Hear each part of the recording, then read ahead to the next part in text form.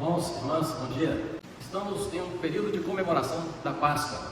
Nós, os cristãos, comemoramos nesta festa sem igual a vitória do nosso Senhor Jesus Cristo sobre a morte. Vitória que nos deu vida eterna. Então, enquanto eles comemoram trocando ovos de Páscoa, trocando presentes, nós comemoramos adorando o nosso Deus em gratidão por aquilo que o Senhor Jesus Cristo fez nessa terra por nós. E hoje nós estamos aqui, irmãos, nós estamos com a oportunidade de degustar nessa festa do alimento espiritual, um alimento que é como mel na nossa boca. Nós vamos aproveitar o máximo possível desses irmãos e dessa gostosa oportunidade que Deus nos tem dado. E por que se comemora a Páscoa? A Páscoa é a saída do povo de Israel. Eu creio que estamos falando aqui com irmãos e irmãs, até mesmo as crianças conhecem a história do povo de Israel. Estamos falando aqui da passagem do povo de Israel saindo ali do Egito em direção a Canaã, a liberdade. O Senhor Jesus, lá em Isaías 61, fala que veio, ali ele viria, para libertar os cativos. E o povo de Israel estava cativo naquela época lá atrás, então agora o Senhor Jesus resolveu libertar. Mas aquele povo não estava cativo só materialmente falando, aquele povo estava cativo espiritualmente falando. Eram vários deuses ali no Egito que eram culpados, e o povo de Israel estava acostumado com aquele culto. Afinal de contas, 430 anos estavam vivendo aquela cultura. Então havia uma mescla de fé, uma mescla de deuses, e o povo de Israel estava aqui. E aqueles 40 anos no deserto serviam apenas para uma coisa. Apocalipse 19, do 1 ao 10. Depois dessas coisas, ouvi no céu uma grande voz de numerosa multidão, dizendo: Aleluia! A salvação e a glória e o poder são do nosso Deus, porquanto verdadeiros e justos são os seus juízos. Pois julgou a grande meretriz que corrompia a terra com a sua prostituição, e das mãos dela vingou o sangue dos seus servos. Segunda vez disseram: Aleluia! E a sua fumaça sobe pelos séculos dos séculos. Os 24 anciãos e os 4 seres viventes prostraram-se e adoraram a Deus, que se acha sentado no trono, dizendo: Amém, Amém. Saiu uma voz do trono, exclamando: Dai louvores ao nosso Deus, todos os seus servos, os que o temeis, os pequenos e os grandes. Então ouvi uma voz como voz de numerosa multidão, como de muitas águas, e como de fortes trovões, dizendo: Aleluia! Pois reina o Senhor nosso Deus, o Todo-Poderoso. Alegremos-nos, exultemos e demos-lhe a glória, porque são chegadas as bodas do Cordeiro, com glória, cuja esposa a si mesma já se ataviou, está pronta a esposa, pois lhe foi dado vestir-se de linho finíssimo, resplandecente e puro, segundo o linho finíssimo, que são os atos de justiça dos santos. Então me falou o anjo: escreve: bem-aventurado aqueles que são chamados à ceia das bodas do Cordeiro. E acrescentou: são essas as verdadeiras palavras de Deus. Prostrei-me ante os seus pés para adorá-lo. Ele, porém, me disse: vê, não faças isso. Sou conservo teu e dos teus irmãos, que mantêm o testemunho de Jesus. Adora a Deus, pois o testemunho de Jesus é o espírito da profecia. Nós vamos nos ater ao tema, que é o tema de adoração ao Senhor. O primeiro mandamento que tem na palavra de Deus, quando foram dados os 10 mandamentos, é em suma, quer dizer, adora a Deus sobre todas as coisas. Adorar a Deus sobre todas as coisas. Lógico que nós vamos ler aqui em Deuteronômio 20, nós vamos ver, é um pouco diferente, mas o sentido realmente é esse: adorar somente a Deus e sobre todas as coisas, nada mais. E nós estamos aqui, irmãos, para adorar, prestar nossa oração ao único, ao Rei eterno. Esse é o nosso objetivo aqui. Mas nós estamos vivendo os tempos, irmãos, em que esse objetivo não tem sido bem claro. Nós vamos comentar um pouco, aprendendo aquilo que a palavra de Deus nos dá. Depois dessas coisas, ouvi no céu uma como grande voz de numerosa multidão dizendo. O que aconteceu ali com João? Ele ouviu. Irmãos, quando nós vamos adorar a Deus, todos os nossos sentidos têm que estar em direção a exaltar, a prestar atenção, a estar cultuando o nome de Deus. E ali ele usou a sua audição. Ele ouviu. E nós temos que ouvir a palavra de Deus. A primeira coisa é saber ouvir. E às vezes, irmãos, temos certeza disso, não é tão fácil assim. Ouvir e entender. Mas João ouviu. Perceba, irmãos, que João ouviu tudo aquilo. Será que nós estamos ouvindo as coisas que Deus está nos mostrando? Que ali era uma amostra que Deus estava dando. Era uma visão que Deus estava dando para João. Porque ele deveria depois escrever isso.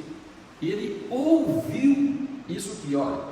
Depois disso, ouvi no céu uma como grande voz de numerosa multidão dizendo algumas coisas lá que estão abaixo. Então, vamos ouvir aquilo que Deus quer nos falar. No versículo 4, diz assim: os 24 anciãos e os 4 seres viventes prostraram-se e adoraram a Deus. Então, João viu, pela narrativa dele aqui, ele viu aqueles 24 anciões prostrarem-se e adorar a Deus. Então, João ouviu a palavra de Deus e depois ele viu. Olha os sentidos aí, irmãos. Ele viu aquilo ali acontecendo. E quantas vezes nós vimos as coisas que Deus quer nos mostrar, nós olhamos para as coisas que Deus quer nos mostrar e na realidade nós não vimos, nós não enxergamos aquilo que Deus quer nos mostrar. Então aqui nós vemos aí o seu segundo sentido. João viu. Os 24 anciões fizeram o quê? Prostraram-se e adoraram a Deus. E João viu isso. Fixem bem isso na mente, irmãos, que João estava vendo tudo isso, ouvindo a mensagem de Deus, ouvindo aqueles homens glorificar o nome de Deus, e depois ele viu aqueles homens adorar a Deus que estava sentado no trono. Ele viu isso, irmão. Presta bem atenção nisso. Ele estava vendo. Um pequeno salto, olha vamos no versículo 9. Então me falou o anjo: escreve. Irmão, sempre depois de uma visão, depois que você ouve a palavra de Deus, que você tem uma visão de Deus, tem uma obra, tem a fazer, tem alguma coisa a executar. Ele diz: escreve. Não é só ouvir e não é só ver, é agir. E Deus já deu uma ordem ali para João: haja, faça alguma coisa com aquilo que você recebeu. Você ouviu a palavra? Ouviu. Você viu o que Deus quis te mostrar? Vi. Agora faça alguma coisa. No caso de João aqui, escrever. Escreve. Bem-aventurados aqueles que são chamados à ceia das bodas do Cordeiro. Participar desses emblemas, participar dessa festa, não é muito difícil, não. Não é todos que querem participar, mas não é muito difícil. Recordar a morte de Cristo, recordar o sacrifício, aquilo que Deus fez por nós ali no Calvário, não é muito difícil. Agora, participar dessa ceia aqui, não é para qualquer um. Participar da ceia das bodas do Cordeiro, só para os verdadeiros adoradores. E por que fala em verdadeiros adoradores, irmãos? É porque existem falsos profetas, é porque existem falsos sacerdotes, é porque existem falsos pastores, falsos padres, falsos homens que estão à frente de várias religiões. E também é porque existem falsos adoradores. Deus fala que o profeta está desviando, as coisas que Deus fala, está profetizando mentira, enganando o povo, e o povo quer isso. Que tristeza, Eles queriam ser enganados, queriam aquele engano, não queriam a verdade. Então existem falsos adoradores, e é por isso que a palavra de Deus fala: olha, bem-aventurados são os que vão participar desta ceia aqui. Que gostoso, irmãos, é nós estarmos em volta dessa mesa aqui, comungarmos com a mesma crença em adoração ao mesmo Deus. Mas pode ser que muitas pessoas façam isso aqui nessa terra por vários motivos que não o adorar a Deus por coração como o único Senhor da sua vida. Voltando lá no texto que eu tinha falado no início, aquele povo passou 40 anos no deserto para entender que só há um Deus. Deus foi ao longo do tempo retirando aquelas crenças e colocando no coração daquele povo a existência de um só Deus. E no deserto, enquanto eles estavam aprendendo aquilo, Deus não falou. E quando eles estavam prontos para receber a mensagem, aparentemente pronto para receber a mensagem, quando Moisés ia descer com aquela mensagem, ainda assim o povo não estava pronto. Já estavam lá adorando o Deus que eles fizeram para eles. Foi preciso retornar, iniciar de novo, Moisés fazer todo o procedimento. novas pedras, nova escrita, os mesmos mandamentos, nova escrita para descer. Para aquele povo, enfim, entender que só existe um Deus digno da nossa oração, não existe mais nada digno da nossa oração, nada mais digno de nós chegarmos diante dele e nos prostrarmos com toda a devoção do nosso coração, que não seja o nosso Senhor e Salvador Jesus Cristo. Não pode ter em nosso coração nenhuma sombra de dúvida que só há um Deus digno de louvor, de honra, de glória e de poder. Sempre. Não há outro, só há um. E esse é o nosso Senhor Jesus Cristo, cuja o corpo e o sangue estão simbolicamente aqui nessa mesa. E nós participamos com a nossa devoção. Porque um dia Ele nos amou primeiro, o Seu Espírito Santo nos tocou, e nós nos convertemos, aceitamos a mensagem da cruz, e por isso entendemos e passamos a entender que só há um digno dessa oração. Não é um rito, irmãos, não é um simples rito de comer o pão, não é um simples rito de tomar um cálice com vinho ou suco. Quantas vezes nós estamos amarrados a ritos, irmãos? É um copo só, é 2 copos, é um copo para cada um, é um batismo de cabeça para baixo, é um batismo afundando na água, outro é sua cabeça, é um batismo de jeito. Quantos ritos que foram criados para tirar o homem da verdadeira adoração? Quantas coisinhas, quantas picuinhas foram colocadas dentro da religião para tirar o homem da verdadeira adoração? Quantos corações amargos estão diante da mesa do Senhor tentando prestar culto, revoltados com as coisas que acontecem? Quantas coisas às vezes nós estamos impondo na igreja para impedir que a verdadeira oração seja realizada. Seguindo o versículo 9, diz assim: olha, então me falou o anjo, escreve, bem-aventurado aqueles que são chamados à ceia das bodas e do poder. E acrescentou: estas são as verdadeiras palavras de Deus. Estas são as verdadeiras palavras de Deus. Essas não são as mentiras que são colocadas nos seus ouvidos. E depois vai falar um pouco mais baixo, nós vamos meditar um pouquinho.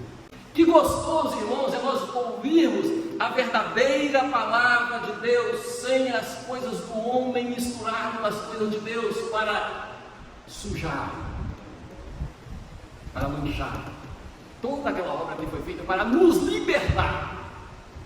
E hoje as igrejas estão aprisionando as pessoas no ritualismo, nas suas crenças, nas crenças dos próprios homens, impedindo que as pessoas adorem a Deus em espírito e em verdade. Estão na porta, não entram e não deixam entrar. Não entram sem o seu paletó, não entram sem a sua gravata, não entram sem os seus conhecimentos, não entram sem os seus ritualismos e não deixam as pessoas entrar com o coração puro para adorar a Deus. E quantos irmãos, quantos anos nós estamos vindo nessa mesmice? E às vezes nós nos deixamos levar por isso, não conhecemos a verdadeira palavra, o doce sabor da verdadeira palavra de Deus, que abre o nosso coração, que abre a nossa mente, para que a gente possa entender a verdadeira palavra de Deus sem a palavra do homem. Porque com a palavra do homem você não vai conseguir adorar a Deus. Com a palavra do homem você não vai chegar no trono. Com a palavra do homem você não vai chegar a ser bem-aventurado na ceia das bodas do poder. Não vai ficar aqui. Versículo 10: prostrei-me ante os seus pés. Não está bem repetir isso aqui. Prostrei, isso é João falando, agora João está falando, né? O anjo estava falando com ele, mostrando para ele as coisas. Agora João, olha o que ele faz, irmãos. Prostrei-me ante os seus pés para adorá-lo. Irmão, João viu, João estava vendo, João estava ouvindo, João estava sentindo. Os seus sentidos eram perfeitos. E o que ele estava fazendo? Diante do trono de Deus, diante do exemplo daqueles anciões, ele estava se ajoelhando para adorar o anjo e não a Deus. Perceberam isso? Perceberam quanto o crente está adorando o presbítero na casa de oração? E não a Deus? Mesmo a palavra de Deus sendo sincera, mesmo a palavra de Deus querendo colocar no seu coração a verdadeira palavra de Deus, você quer adorar o homem, você quer adorar doutrina, você quer adorar véu, você quer adorar paletó, você quer adorar gravata, você quer adorar essas coisas do mundo, que são do mundo, que essas coisas não vão entrar no céu, enquanto que o verdadeiro adorador às vezes é colocado lá de fora. Perdoe se eu estou ofendendo os religiosos, mas é muitas vezes o que está acontecendo. Pessoas que estão vendo a palavra, pessoas que estão ouvindo a palavra, estão adorando o livro de chamada da classe dominical. Vai na igreja, vai lá todos os domingos, seu nome esteja lá como presente. Ainda fica registrando se o outro irmão não foi, se o outro não está aí. Bem-vindos à verdadeira palavra de Deus. Sabe, irmãos, é com muito pesar que a gente ouve isso. João andou com o Senhor Jesus Cristo durante o ministério do Senhor Jesus Cristo aproximadamente 3 anos. João era o discípulo amado, aquele que o Senhor Jesus Cristo aconchegava no peito, aquele a qual o Senhor Jesus Cristo confiou a sua mãe para que tomasse conta dela nos seus últimos momentos de vida nessa terra. João conhecia o Senhor Jesus Cristo. E agora nessa experiência aqui, como o anjo estava mostrando, João sabia que aqueles 24 anciões estavam prostrados ali para adorar o verdadeiro Deus que estava no trono. E João teve a capacidade de se ajoelhar diante do anjo para adorar aquele anjo. A quem que você está adorando, irmão?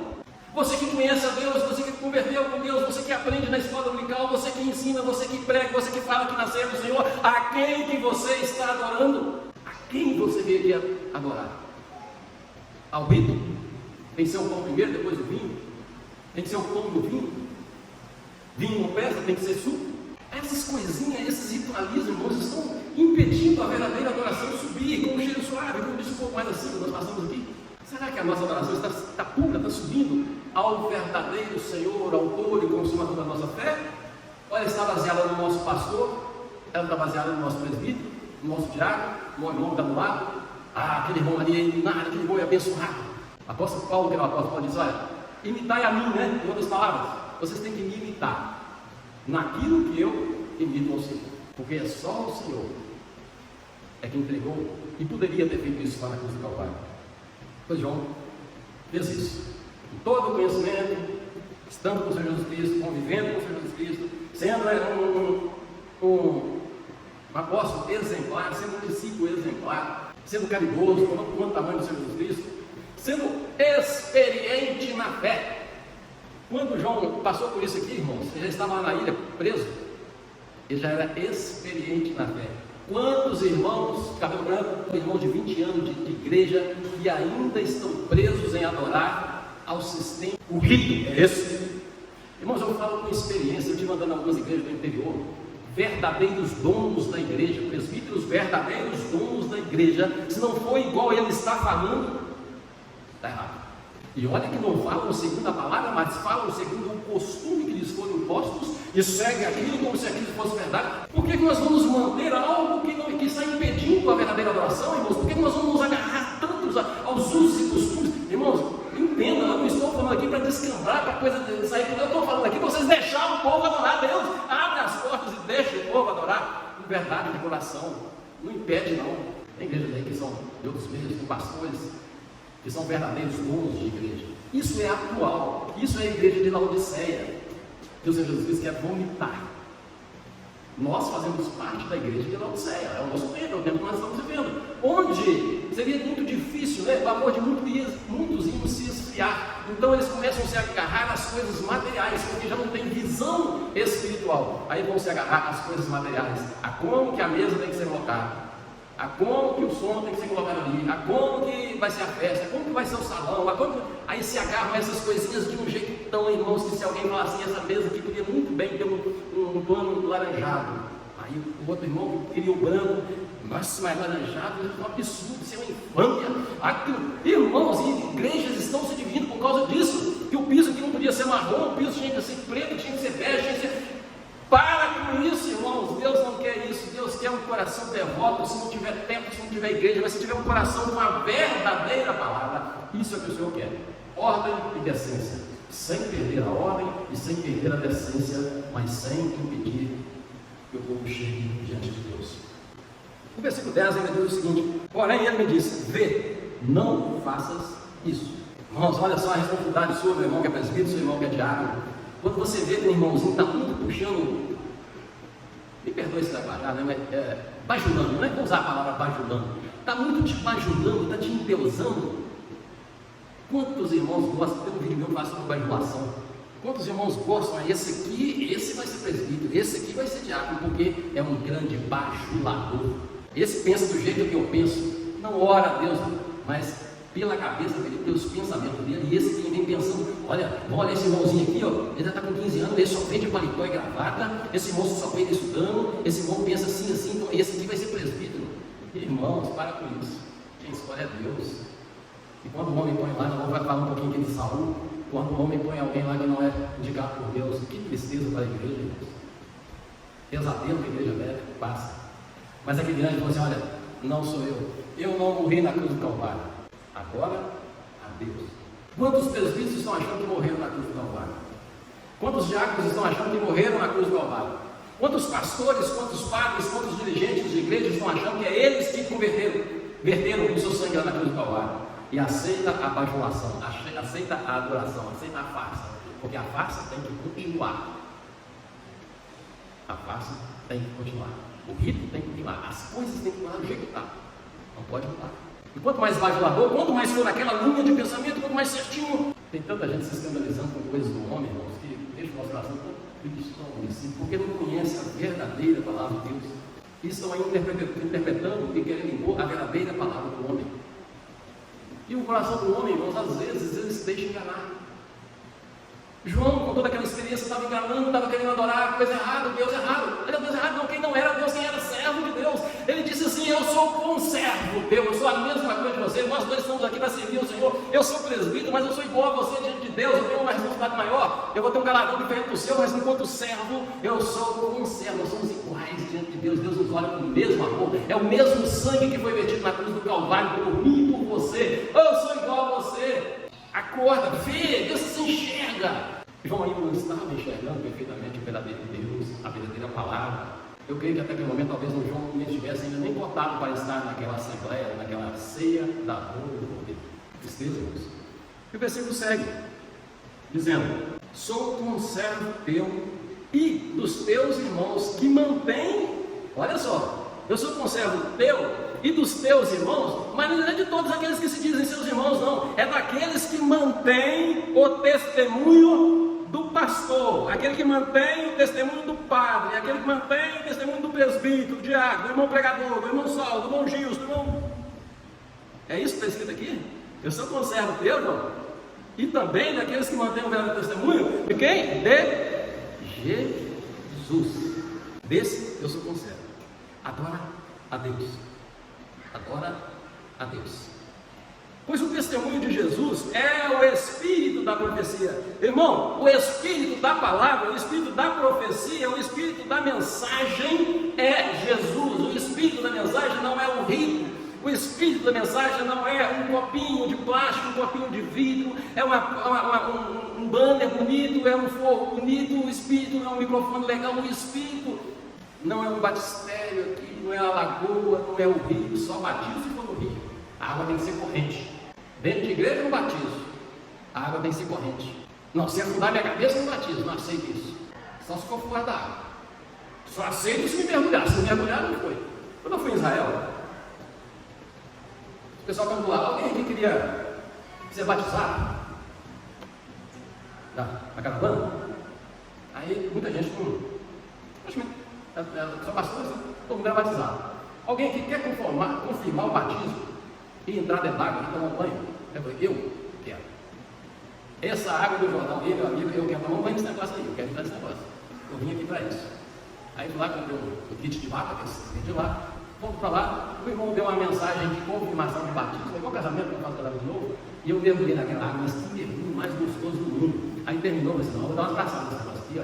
Aí já dei mais um pouco para lá, veio Jordão, vim para cá. A alegria que estava no meu coração de estar naquelas águas, Deus, o Senhor Jesus batizou. Tantos anos eu sonhei em Israel. Tantos anos eu sonhei em ver o Rio Jordão. Atravessar o mar da Galileia. Você adora isso? Não, nem um pouco. Mas isso aflorou em mim o desejo de prestar adoração a Deus. Restando o versículo diz assim: olha, pois o testemunho de Jesus é o espírito da profecia. O testemunho de Jesus não é o meu testemunho. O testemunho do Saulo é que é o espírito da profecia. É do jeito que o Saulo fala, é aquilo que a profecia quis dizer. O espírito da profecia é no sentido de dizer, é isso que ele quis dizer. Então o espírito de fulano de tal é aquilo que, não, irmãos, é o espírito do Senhor Jesus, é a obra, é aquilo, é o arcabouço das obras, das falas, das entregas de Jesus aqui na terra, é a mensagem que ele deixou aqui, que é o espírito da profecia. Isso nós temos que pegar, a santificação e o reconhecimento do verdadeiro Deus, porque muitas pessoas estão precisando entender quem é o verdadeiro Deus, digno de toda a adoração. É todo mundo salvo, não? Graças a Deus, não. Mas tem pessoas que estão igual João, ainda não entenderam a quem adorar. Vamos ver só um exemplo aqui, irmãos. 1 Samuel 15, 25 diz assim: agora, pois, te rogo, perdoa-me o meu pecado e volta comigo para que adore o Senhor. Alguém sabe quem está falando essas palavras aí? Saul. Ele estava falando com quem? Falando com Samuel. E para Saul adorar a Deus, Saul pediu que Samuel, um homem, perdoasse os seus pecados.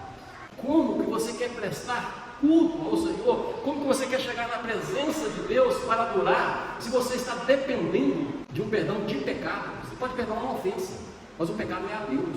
Quando você ofende o seu irmão, é uma ofensa, mas você pecou contra Deus naquela ofensa. Então você pede perdão ao irmão da ofensa, mas do pecado quem perdoa é Deus. Isso. Saul tinha pecado diretamente contra o Senhor, não era contra Samuel, porque o Senhor tinha dado para ele uma ordem e ele não cumpriu aquela ordem conforme a determinação do Senhor. Irmãos, entenda, se a gente fosse olhar todo esse texto, que não é o caso aqui, nós íamos perceber que ele falou assim: olha, eu deixei o melhor é para que pudesse fazer o sacrifício ao Senhor. Eu queria agradar a Deus. E quantas pessoas aqui às vezes estão querendo agradar a Deus à vista dos olhos dos homens, deixando uma coisinha passar aqui, uma coisinha passar ali, para que ele possa chegar com essas coisas diante de Deus. Deus não queria aquilo. Deus queria um coração quebrantado, um coração sincero, uma devoção única, entendendo que apenas Ele era Deus. Perdoa o meu pecado, para que eu possa adorar a Deus. Que incoerência, irmãos. Pedir a um homem que perdoa os pecados para que assim ele possa chegar a Deus, não vai nunca. Como não foi? E como não vai? Porque estava colocando naquele homem ali uma expectativa, uma esperança de que se o povo vesse Samuel com ele, unido com ele, o povo não abandonaria, o povo continuaria querendo ter ele como rei. Ele não estava percebendo e querendo que Deus o perdoasse, que ele ia mudar sua vida diante de Deus. Não era isso. Ele queria que o povo vesse o líder dele, o líder espiritual, Samuel, estivesse ao lado dele. A gente vê o versículo seguinte, diz assim, olha: agora, pois, o versículo seguinte diz assim: porém Samuel disse a Saul: não tornarei contigo, visto que rejeitaste a palavra do Senhor, já ele te rejeitou a ti, para que não seja rei. Virando Samuel para sair, Saul o segurou pela borda do manto e o rasgou. Então Samuel disse: o Senhor rasgou hoje de ti o teu reino, o reino de Israel, e o deu ao teu próximo, que é melhor do que tu. Irmão, quantos irmãos gostariam às vezes de estar na posição de Samuel? O rei se dobrando aos meus pés e pedindo para que eu o perdoe. Samuel não aceitou, assim como hoje não aceitou lá de Apocalipse. Samuel não aceitou. Não vou cair nessa não. Também a glória de Israel não mente, nem se arrepende, porquanto não é homem para que se arrependa.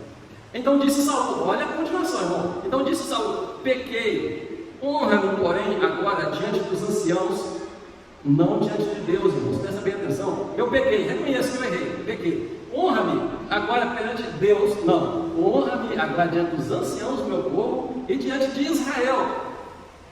E volta comigo para que eu adore ao Senhor teu Deus. Irmãos, até aquele momento ele ainda não tinha entendido que ele tinha que se direcionar a Deus.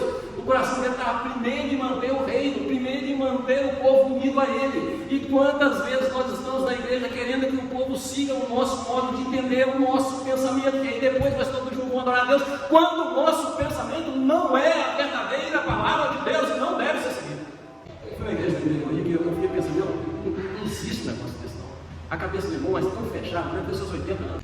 Como que pode ter uma mente assim? Ainda existia alguém pensando desse jeito? Irmão, só você via que a igreja estava na mão, literalmente. Eu conheço fulano, se eu falo para ele, você tem que fazer isso, mas nessas palavras, irmãos, o dono da igreja e aquelas pessoas que estavam presas àquele homem, aprova. Deus tenha misericórdia de nós, irmãos, não sejamos como Saul. Só fechando esse versículo aqui. Então Samuel seguiu a Saul e este adorou o Senhor. É assim que você quer, Samuel? Faça-se assim. Você acha que essa adoração subiu ao Senhor? É assim que você quer, presbítero? É assim que você quer, pastor? É desse jeito que você está querendo? Vamos fazer desse jeito então. Vai adiantar, irmãos? Vai adiantar, nós estamos aqui lembrando o corpo e do sangue do Senhor Jesus Cristo e dando a glória a outro, desprezando a verdadeira palavra. Entenda, irmão, meu objetivo da mensagem não foi deixar ninguém inibido, não foi inibir nenhum presbítero, nenhum diácono, não foi falar mal, mas alertar-nos para que nós possamos, quando nos prostrar diante da mesa, E lembrar do corpo de Cristo e lembrar do sangue de Cristo dá a Cristo a honra, a glória e o devido louvor. Que Deus nos abençoe.